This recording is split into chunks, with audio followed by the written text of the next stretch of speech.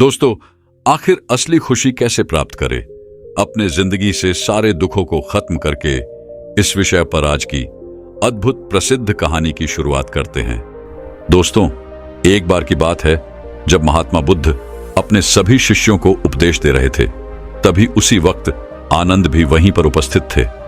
उन्होंने महात्मा बुद्ध से पूछा, हे बुद्ध, हमारे जीवन में दुख क्यों आता है? इस पर महात्मा बुद्ध कुछ देर मौन रहने के बाद वह अपने सभी शिष्यों से कहते हैं, तुम जो भी किसी को देते हो वो 1000 गुना होकर वापस तुम तक ही लौट आता है। यदि तुम किसी को सुख देते हो तो वह 1000 गुना ज्यादा होकर वापस तुम तक लौट ही आएगा, और वहीं तुम किसी को दुख देते हो तो वह भी 1000 गुना होकर वापस तुम तक ही लौट आएगा। इसलिए हो सके तो दूसरों को सुख देने की कोशिश करो, और यदि तुम उसे सुख नहीं भी दे सकते तो कोई बात नहीं, लेकिन उसे दुख मत दो, क्योंकि वह 1000 गुना होकर एक दिन तुम तक लौट आएगा। जो तुम्हारा है वह तुम तक वापस आ ही जाएगा, क्योंकि वह तुम्हारी चीज है और तुम ही उसके मालिक हो। इसलिए वह चीज एक बार फिर से तुम तक लौट आती है। इस बार आनंद ने महात्मा बुद्ध से एक और प्रश्न करते हुए कहा, किंतु हे बुद्ध, जब हम किसी को दुख देते हैं, किसी को तकलीफ देते हैं, किसी को पीड़ा पहुंचाते हैं, तब वह दुख तकलीफ तो सामने वाले को होती है, और जो उसे तकलीफ दे रहा होता है, जो उसे कष्ट दे रहा होता है, वह तो मन ही मन बहुत खुश होता है।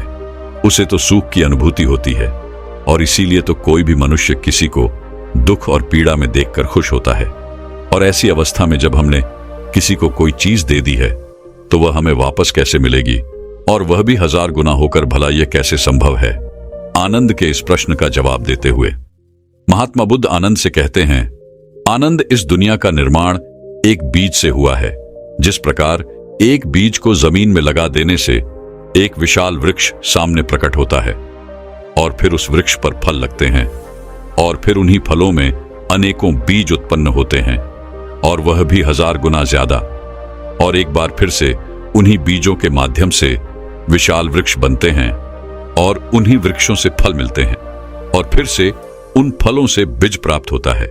इसी तरह यह बार बार 1000 गुना होता ही चला जाता है। इस पर आनंद महात्मा बुद्ध से कहते हैं, किंतु हे बुद्ध, यह तो हमारा मन है, भला हमारे मन में यह प्रक्रिया कैसे काम करती है? इस पर महात्मा बुद्ध आनंद से कहते हैं, आनंद, जब हम किसी को दुख देते हैं, किसी को पीड़ा पहुंचाते हैं, किसी को कष्ट दे रहे होते हैं, तो ठीक उसी वक्त हमारे मन में भी एक बीज बोया जाता है, और वह बीज हम खुद ही बोते हैं, क्योंकि जो भी हमारे मन में होता है वही हम दूसरों को दे पाते हैं। अर्थात यदि हमारे मन में सुख होगा तो हम सुख ही दूसरों को दे पाएंगे, यदि हमारे भीतर दुख होगा तो हम दुख ही दूसरों को देंगे। अर्थात जो हमारे पास है वही हम दूसरों को दे पाते हैं, और जैसे ही हम दूसरों को दुख, पीड़ा या कष्ट देते हैं, वैसे ही एक बीज हम अपने मन में भी बो देते हैं।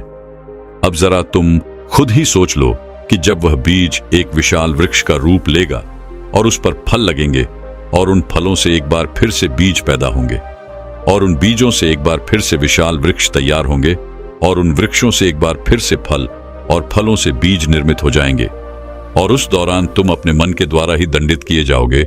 इस पारे आनंद महात्मा बुद्ध से एक बार फिर प्रश्न करते हुए कहते हैं, हे बुद्ध, तो इसका अर्थ क्या हुआ? इसी प्रकार किसी दूसरे को सुख देने पर हमें सुख भी मिलता है।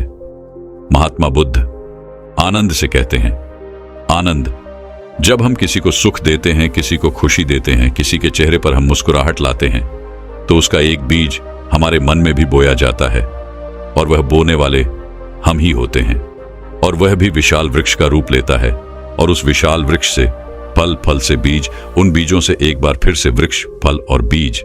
ठीक इसी प्रकार यह प्रक्रिया चलती रहती है, और वह सुख 1000 गुना होकर हम तक वापस लौट आता है। इस पर आनंद महात्मा बुद्ध से कहते हैं, है तथागत, क्या कोई ऐसा मार्ग है जिसे मैं इसे अनुभव कर सकूं? इस बार बुद्ध आनंद से कहते हैं, भंते, इसके लिए तुम्हें मेरे साथ चलना होगा। इतना कहकर महात्मा बुद्ध अपने स्थान से खड़े हो गए, और आनंद भी उनके साथ चलने के लिए पूरी तरह से तैयार थे। महात्मा बुद्ध आनंद को लेकर एक दूसरे स्थान के लिए चल पड़े। काफी देर यात्रा करने के बाद उन्हें रास्ते में एक भूखा व्यक्ति नजर आया। उस भूखे व्यक्ति की ओर इशारा करते हुए महात्मा बुद्ध आनंद से कहते हैं, आनंद, वह देखो, एक बूढ़ा और भूखा व्यक्ति वहां पर बैठा हुआ है। एक काम करो, तुम उसके पास जाओ और उसे भोजन दो और देखो वापस में तुम्हें क्या मिलता है। जो भी तुम्हें मिले मुझे आकर तुम जरूर बताना। आनंद महात्मा बुद्ध की बात मान लेते हैं। वह उस बूढ़े और भूखे व्यक्ति के पास जा पहुंचते हैं और उस भूखे व्यक्ति से कहते हैं, क्या आप भूखे हैं? अगर हां तो आप चाहें तो मेरे पास कुछ भोजन है, मैं आपको वो दे सकता हूं और आप उस भोजन को ग्रहण कर सकते हैं और अपनी भूख शांत कर सकते हैं। इस पर वह बूढ़ा व्यक्ति आनंद से कहता है, हे महात्मा, मैं बहुत भूखा हूं, मुझे बहुत जोरों की भूख लगी है। अगर आप मुझे भोजन देंगे तो मैं आपका बहुत आभारी रहूंगा। आनंद ने मुस्कुराते हुए उस बूढ़े व्यक्ति को भोजन थमा दिया। इस पर वह बूढ़ा व्यक्ति आनंद से कहता है, सुखी रहो, खुश रहो। इसके बाद आनंद वापस महात्मा बुद्ध के पास लौटे।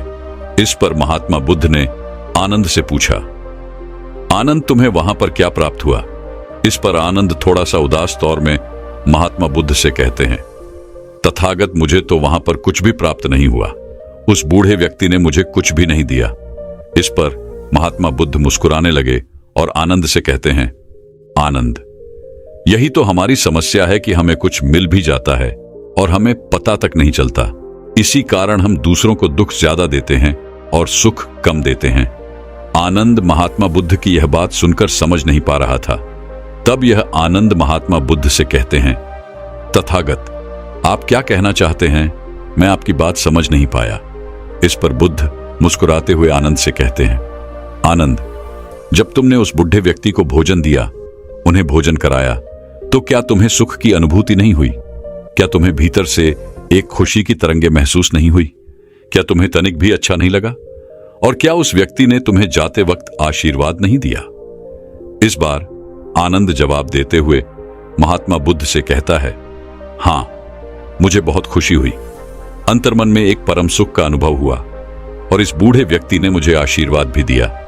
इस पर महात्मा बुद्ध आनंद से कहते हैं, भंते, यही तो मैं कह रहा हूं कि यहां से तुम्हें 2 बीज प्राप्त हुए हैं और केवल अभी तक तुम्हें बीज मिले हैं और उन बीजों से ही तुम्हें इतनी खुशी हो रही है, जबकि अभी तो ये बीज मात्र ही है। जब ये विशाल पेड़ का रूप लेंगे तो तुम्हें 1000 गुना उससे भी ज्यादा सुख प्राप्त होगा। आनंद को महात्मा बुद्ध की बात समझ में आ चुकी थी। तभी महात्मा बुद्ध आनंद से कहते हैं, और आगे चल।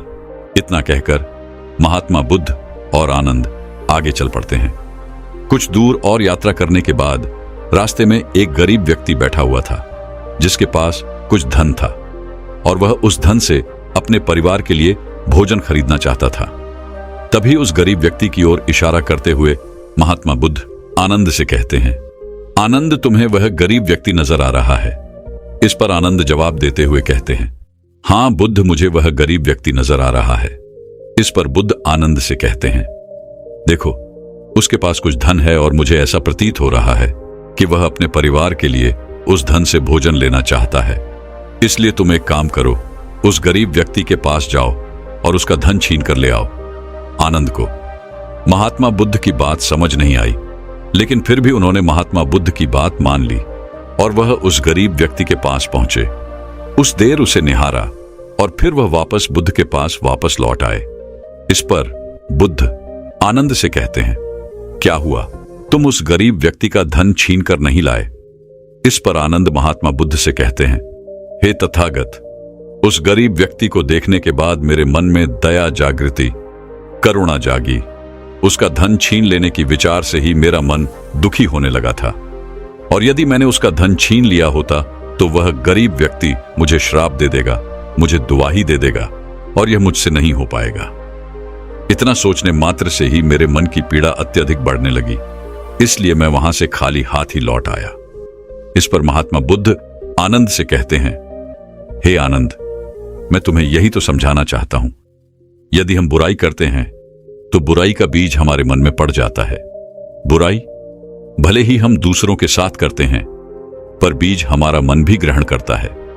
वह सब जिनके साथ कुछ बुरा होता है या हम बुरा कर सकते हैं, वह इसके बदले में हमें कभी आशीर्वाद नहीं देंगे। वह इसके बदले में हमें कभी भी खुशियां नहीं देंगे। वह जो देंगे वह होगा श्राप। और वह जो भी होगा वह बुरा ही होगा। और ये दोनों बीज जब हमारे मन में पड़ जाते हैं तो वह फिर से 1000 गुना का हिसाब चलने लगता है और इसे रोक पाना बहुत मुश्किल है। तुम इसे चाहकर भी रोक नहीं सकते क्योंकि यह तुम्हारे कर्मों में लिख दिया गया है। इसलिए अपने कर्मों पर ध्यान देना चाहिए। वह व्यक्ति चाहे कोई भी क्यों ना हो, वह चाहे कोई राजा हो, उसे अपने कर्म सोच समझकर करने चाहिए।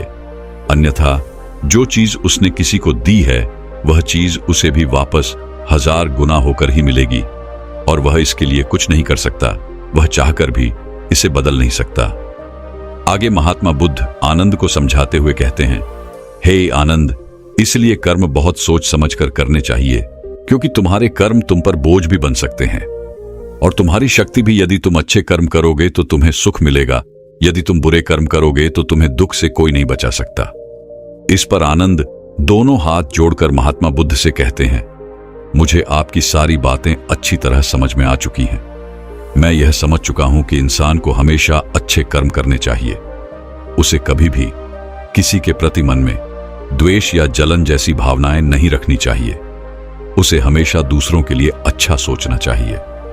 यदि वह दूसरों के लिए अच्छा करेगा तो उसके साथ भी अच्छा ही होगा और वह 1000 गुना होकर उसे वापस मिलेगा। एक तो वहीं पर यदि कोई व्यक्ति किसी दूसरे के प्रति मन में जलन द्वेष जैसी भावना रखता है, वह पल पल उसके लिए गलत सोचता है, वह उसका बुरा करना चाहता है, तो वह अपने लिए ही बुरा कर बैठता है। हालांकि यह उसे तब नहीं पता चलता, किंतु जैसे जैसे समय बीतता जाता है और वह वृक्ष जो विशाल रूप ले लेता है तो उसी का मन उसे दंडित करता है, तब ऐसा व्यक्ति रोता है, गिड़गिड़ाता है, अपने हालातों पर माथा पीटता रह जाता है, लेकिन वह कुछ कर नहीं सकता क्योंकि जो कर्म उसने किए हैं उसकी सजा तो उसे भुगतनी ही पड़ेगी। आनंद महात्मा बुद्ध से एक और प्रश्न करते हुए कहते हैं, किंतु हे बुद्ध, मैंने देखा है कि कई लोग ऐसे भी हैं जो लोगों को दुख देते हैं, प्रताड़ित करते हैं, उन्हें पीड़ा देते हैं, लेकिन फिर भी वो बहुत खुश है, ऐसा क्यों? इस पर बुद्ध मुस्कुराते हुए आनंद से कहते हैं, आनंद, तुमने उन्हें दूसरों को पीड़ा देते हुए देखा है, उन्हें तकलीफ देते हुए देखी है और वे दूसरों के सामने बहुत खुश भी नजर आते हैं ताकि वह अपनी मनोदशा को छुपा सके। वह अपने भीतर की उस पीड़ा को छुपा सके क्योंकि वे जानते हैं कि अगर उनकी पीड़ा लोगों के सामने आ जाए तो लोग उनका मान सम्मान नहीं करेंगे, लोग उनकी कदर नहीं करेंगे, वे लोगों पर अपना रौब नहीं समा पाएंगे।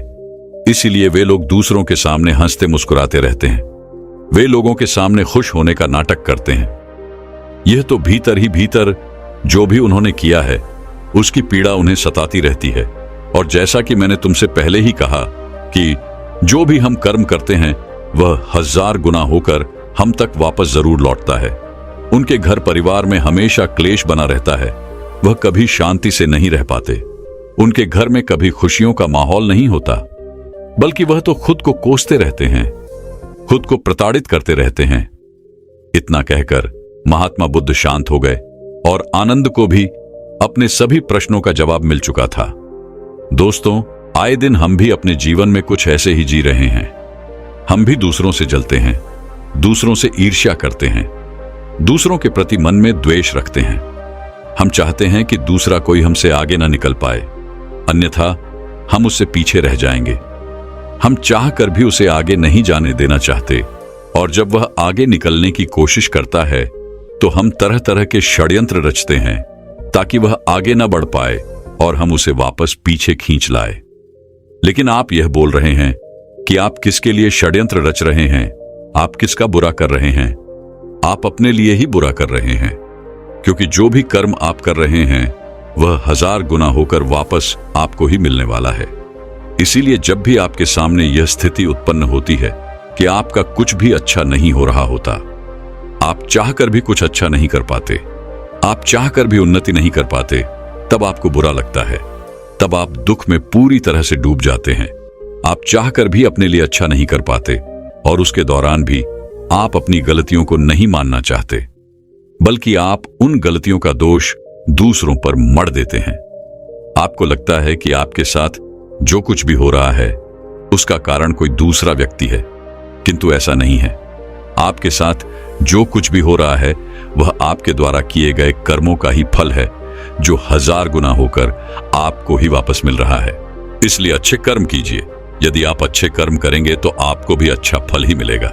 यदि आप किसी के लिए अच्छा सोचेंगे, उसकी उन्नति के बारे में सोचेंगे, तो आपके साथ भी वैसा ही होगा।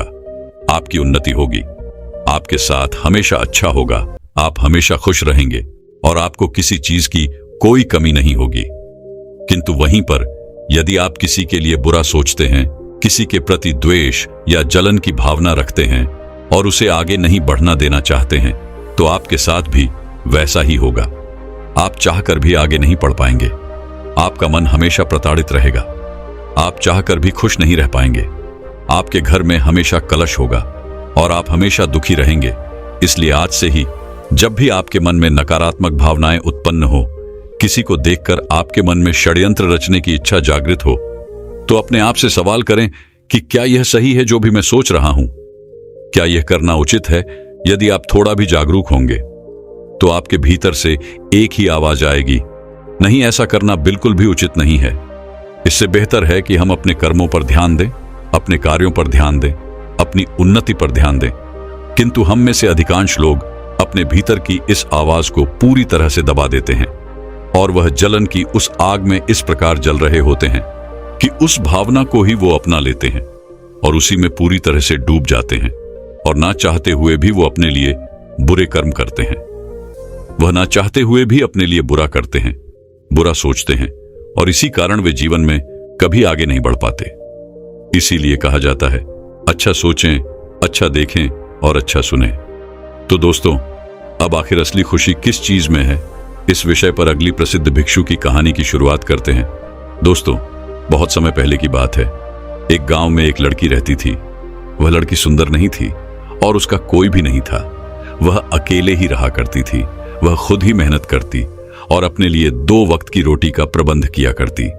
दोस्तों से 2 वक्त की रोटी मिल ही जाया करती, लेकिन फिर भी वह अपने आप से खुश नहीं थी। उसे दुनिया में सभी लोग सुखी नजर आते थे, सभी लोग खुशहाल नजर आते थे। उनका जीवन देखकर वह खुद को कोसा करती, खुद को तरह तरह की बातें कहती। वह कहती थी, है ईश्वर, आपने सभी को खुशहाल बना है, सभी को सुख दिया है, सभी को सुंदर बनाया है, तो मुझे क्यों नहीं? आखिर मैंने किया क्या था? आखिर मेरी गलती क्या थी? मैं जानती हूं आप मुझसे कोई बदला ले रहे हैं। इसी प्रकार एक दिन वह अपने आप से नाराज होकर, निराश होकर एक पेड़ के नीचे बैठी हुई थी और रो रही थी। तभी वहां से एक बौद्ध भिक्षु भिक्षाटन करके गुजर रहे थे। उन्होंने जब उस लड़की को रोते हुए देखा तो वह उसके पास गए और उन्होंने उस लड़की से कहा, पुत्री, क्या बात है? तुम क्यों रो रही हो? इसका जवाब देते हुए वे लड़की उन बहुत भिक्षु से कहती है,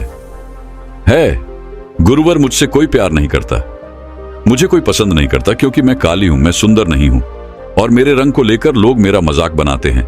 मेरा कोई नहीं, मेरे पास तो धन भी नहीं है। इस दुनिया में हर कोई सुखी है, हर किसी के पास सब कुछ है, हर कोई अपना जीवन खुशहाली से जी रहा है, सभी के पास सब कुछ है, तो मेरे पास क्यों नहीं? आखिर मैंने क्या किया था? आखिर इसमें मेरा क्या कसूर है? क्या मुझे सुखी होने का हक नहीं? क्या मुझे अपना जीवन खुशहाली से जीने का हक नहीं? उन बौद्ध भिक्षु ने उस लड़की की सारी बातें ध्यानपूर्वक सुनी और उसके बाद वो उस लड़की से कहते हैं, पुत्री, अगर तुम मुझे उस व्यक्ति से मिलवा दो जो अपने जीवन में सुखी हो, तो मैं तुम्हें एक ऐसी चीज दूंगा जिससे तुम सुंदर और सुखी दोनों बन जाओगी। उन बौद्ध भिक्षु के मुख से यह सुनकर वह लड़की बहुत प्रसन्न हुई और तुरंत ही उन बौद्ध भिक्षु से कहती है गुरुवर, क्या सचमुच ऐसा हो सकता है? इस पर वह बौद्ध भिक्षु उस लड़की से कहते हैं, हां, यह अवश्य ही हो सकता है। तभी वह लड़की उन बौद्ध भिक्षु से कहती है गुरुवर, यदि यह सचमुच संभव है तो मैं एक ऐसे आदमी को जानती हूं जो बहुत सुखी है, मैं उसे अभी लेकर आती हूं, रुकना, हां, मेरा यहीं पर इंतजार करना। इस पर वह बौद्ध भिक्षु उस लड़की से कहते हैं, हां पुत्री, जब तक तुम वापस नहीं लौटती मैं तुम्हारा यहीं पर इंतजार करूंगा। इतना कहकर वह लड़की वहां से भागी भागी अपने मालिक के पास पहुंची, जो कि एक किसान था। उसने किसान से कहा, मालिक, आप मेरे साथ चलिए, मुझे एक भिक्षु मिले जिन्हें मैं आपसे दिलवाना चाहती हूं। उन्होंने कहा है कि अगर मैं एक सुखी व्यक्ति को उनके पास ले जाऊं तो वह मुझे सुंदर और सुखी दोनों बना देंगे। उस लड़की की यह बात सुनकर वह किसान दुखी होकर उस लड़की से कहता है, मैं तुम्हें कहां से सुखी लगता हूं? इस पर वह लड़की उस किसान से कहती है, मालिक, आपके पास तो सब कुछ है। आपके पास तो घर है, अच्छा खाने के लिए है, रहने के लिए अच्छा मकान है, आपका अपना परिवार है, और तो और आपके पास धन भी है, तो आप दुखी कैसे हो सकते हो? इस पर वह किसान जवाब देते हुए कहता है, अरे मूर्ख, मेरी फसल अच्छी नहीं हो रही, इसलिए उसके दाम भी अच्छे नहीं मिल रहे और राजा को लगान भी देनी है। मेरे पास तो अब इतने पैसे भी नहीं रहे हैं कि मैं फिर से अच्छे किस्म के बीज खरीद सकूं, और इस बार बरसात में मेरी सारी की सारी फसल भी खराब हो गई थी। अब तो मेरे हालत और अधिक खराब हो चुके हैं, और ऐसे हालातों में मैं सुखी कैसे रह सकता हूं? जाओ किसी और को ढूंढो जो सचमुच सुखी हो। इस पर वह लड़की अपने मालिक से कहती है, मालिक, तो आप ही बताइए, आपके हिसाब से कौन सबसे ज्यादा सुखी है जिसे मैं अपने साथ ले जा सकूं? इस पर वह किसान कुछ देर सोच विचार कर उस लड़की से कहता है, मुझे लगता है कि व्यापारी बहुत सुखी है। उन्हें ना तो फसल उगाने की चिंता है और ना ही फसलों की देख रेख करने की। उन्हें तो बस फसल खरीदनी होती है और वो उसे कहीं से भी खरीद सकते हैं, और तो और वे अन्य चीजों का भी व्यापार करते हैं जिनका मौसम से कोई लेना देना नहीं होता, और वे लोग हमसे कहीं ज्यादा अधिक धन भी कमाते हैं। लोग उनका आदर सम्मान भी करते हैं।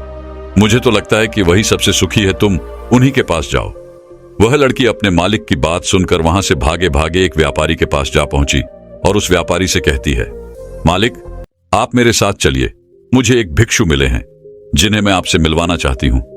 उन्होंने कहा है कि किसी ऐसे सुखी व्यक्ति को ले आओ जो सचमुच सुखी हो, और उसके बाद वो मुझे एक ऐसी चीज देंगे जिससे मैं सुंदर और सुखी दोनों हो जाऊंगी। उस लड़की की यह बात सुनकर व्यापारी दुख भरे शब्दों में उस लड़की से कहता है, अरे हमारे जीवन में कहां सुख है? चारों ओर से तो हमें दुख ने ही घेर रखा है। चोर लुटेरे डकैत, हमें सबका ध्यान रखना पड़ता है। व्यापार में अभी बहुत घाटा भी चल रहा है, और तो राजा हमसे अतिरिक्त कर भी वसूल रहे हैं, जिससे अब व्यापार करने में बहुत दिक्कत आने लगी है। हमें सुरक्षा भी नहीं मिल पा रही। जीवन पर हमेशा कोई ना कोई संकट मंडराता ही रहता है। मुझे तो ऐसा लगता है कि मुझसे दुखी इस दुनिया में और कोई नहीं।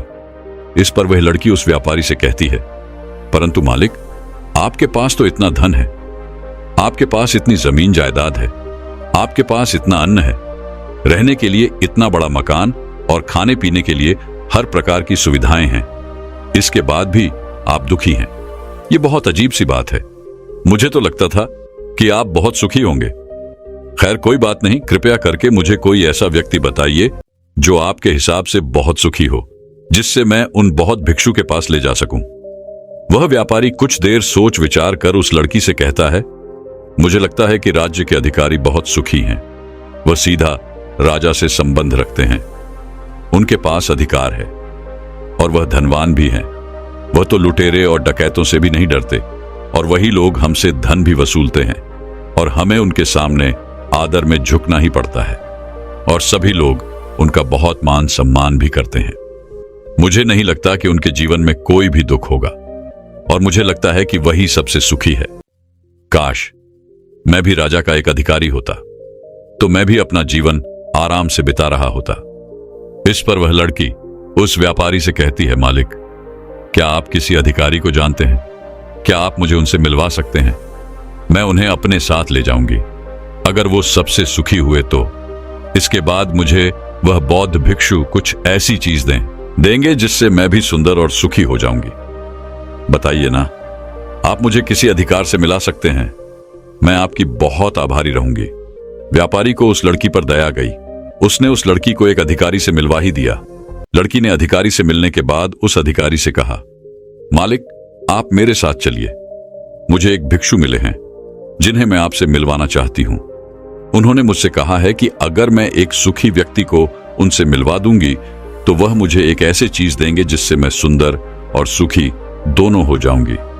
इस पर वह अधिकारी उस लड़की से कहता है, तुम्हें किसने कह दिया कि मैं सुखी हूं? अरे मेरे जैसा दुखी व्यक्ति तो इस दुनिया में और कोई नहीं होगा। तुम्हें नहीं पता, लेकिन हम पर कितना दबाव होता है, हमारे ऊपर कितनी जिम्मेदारियां होती हैं। हमें हर एक आदेश को पूरा करना होता है, और वो आदेश भी इतनी आसानी से पूरे नहीं होते। उनके लिए हमें कितनी मुश्किल उठानी पड़ती है, कितनी दिक्कतों का सामना करना पड़ता है। राजा कुछ भी आदेश पारित कर देते हैं और उसे हमें लागू करना पड़ता है। जनता का गुस्सा और तरह तरह की मुश्किलें, सभी परिणाम हमें ही झेलने पड़ते हैं। और तुम्हें लगता है कि मैं सुखी हूं, ऐसा कुछ भी नहीं है। अगर वह भिक्षु तुम्हें सुखी कर दे तो तुम उसे मुझे भी मिलवाना। मैं भी तो सुखी होना चाहता हूं, मुझे भी अपना जीवन खुशहाली से बिताना है। भला अधिकारी बनकर मुझे क्या मिला? रोज रोज तरह तरह के तनाव। इस पर वे लड़की आश्चर्य से उस अधिकारी से कहती है, मालिक, जहां तक मैं सोचती थी कि आप सबसे सुखी हैं, लेकिन आप भी सुखी नहीं लग रहे। परंतु आपको क्या लगता है, इस दुनिया में कोई ऐसा व्यक्ति है जो सबसे सुखी हो? क्या आप मुझे बता सकते हैं? मैं आपकी बहुत बहुत आभारी रहूंगी। उस लड़की की सारी बातें सुनने के बाद उस अधिकारी को उस लड़की पर दया आ गई। उस अधिकारी ने उस लड़की से कहा, देखो, मुझे तो ऐसा लगता है कि इस पूरे राज्य में केवल एकमात्र व्यक्ति ही सुखी है, और वह है इस राज्य का राजा। मुझे तो केवल वही सुखी लगते हैं। उन्हें किसी की सुननी नहीं पड़ती। वो नियम बनाते हैं, आदेश देते हैं, सुरक्षा कर्मियों से घिरे रहते हैं, और सब उनके सामने झुकते भी हैं। ना उन्हें धन की कमी है और ना जमीन जायदाद की। सारे धरती को उन्होंने जीत लिया है। वह सबके मालिक है, और सबसे उच्च वही है जो एकमात्र सुखी व्यक्ति है। काश मैं भी किसी राजा के घर पर जन्मा होता तो आज मैं भी बहुत सुखी होता। उस अधिकारी की यह सारी बातें सुनकर वह लड़की उस अधिकारी से कहती है, मालिक, आपसे एक विनती है, क्या आप मुझे एक बार राजा से मिलवा सकते हैं? आपका बहुत एहसान होगा। बस एक बार राजा से मिला है। मैं उनसे कुछ पूछना चाहती हूं। लड़की का चेहरा देखकर अधिकारी को लड़की पर दया आ गई। उसने कहा, चलो ठीक है, मैं अभी राज दरबार ही जा रहा हूं। एक काम करो, तुम भी मेरे साथ ही चलो, और वहां पर राजा से तुम्हें जो भी पूछना है तुम पूछ लेना। इतना कहकर वह अधिकारी उस लड़की को राज दरबार ले गया। राज दरबार पहुंचने के बाद अधिकारी की विनती करने पर राजा उस लड़की की बात सुनने के लिए तैयार हुए, और उस लड़की को राज दरबार में बुलाया गया। राजा ने उस लड़की से कहा, बेटी, तुम अपनी बात निडर होकर कहो। तुम्हें क्या कहना है? तुम मुझसे क्या पूछने आई हो? इस पर वह लड़की थोड़ा घबराते हुए, थोड़ा डरते हुए राजा से कहती है राजन, मैं एक संपूर्ण सुखी व्यक्ति को ढूंढ रही हूं। मुझे एक भिक्षु मिले हैं, और उन्होंने मुझसे कहा है कि यदि तुम कोई ऐसा सुखी व्यक्ति मुझसे मिलवा दो तो मैं तुम्हें एक ऐसी चीज दूंगा जिससे तुम सुंदर और सुखी दोनों हो जाओगी। काफी लोगों से मिलने के बाद मुझे यह पता चला कि आप ही हैं जो इस दुनिया में एकमात्र सुखी व्यक्ति हैं। तो क्या आप मेरे साथ उन भिक्षु से मिलने चलेंगे?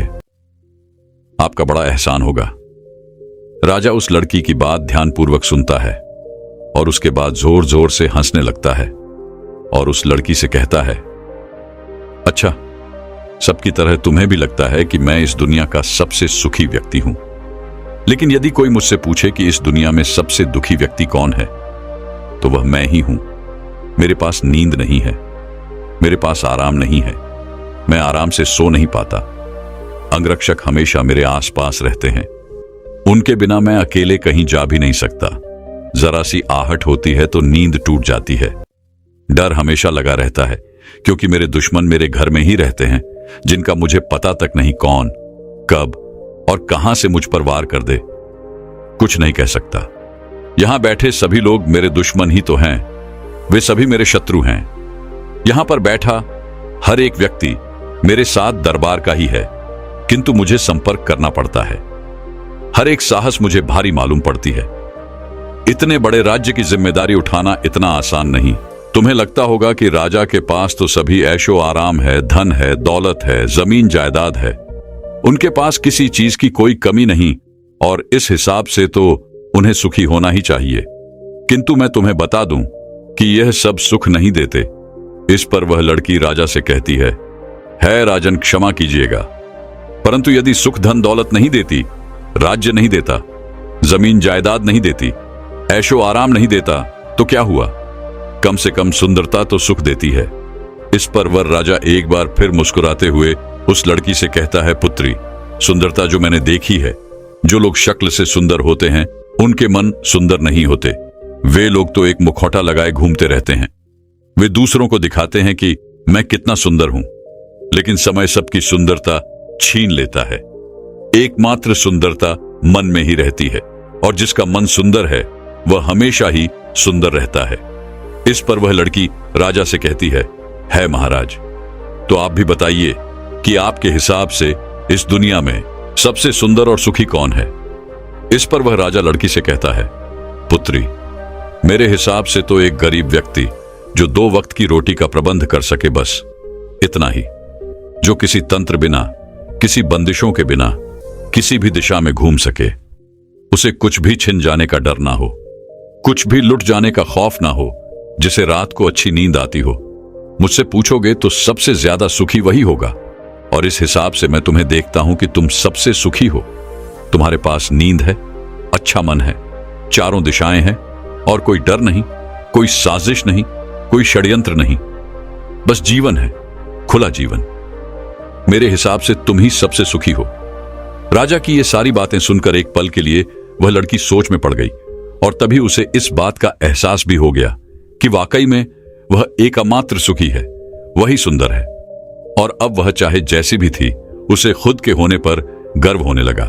वह पूरे दिन यहां वहां भटकते हुए आखिरकार हार कर, लेकिन संपूर्ण सुख लिए, वह चेहरे पर मुस्कान ली।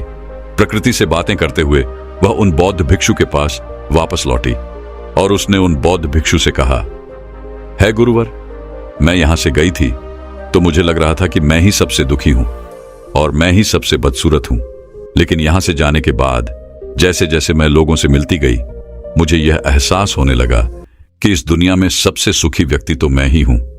हां, यह बात और है, मैं किसी सुखी व्यक्ति को आपके पास ला ना सकी, क्योंकि मुझे लगता था कि मुझे छोड़कर सब सुखी है। लेकिन बात तो कुछ उल्टी ही हो गई। यहां तो मुझे छोड़कर सभी दुखी है।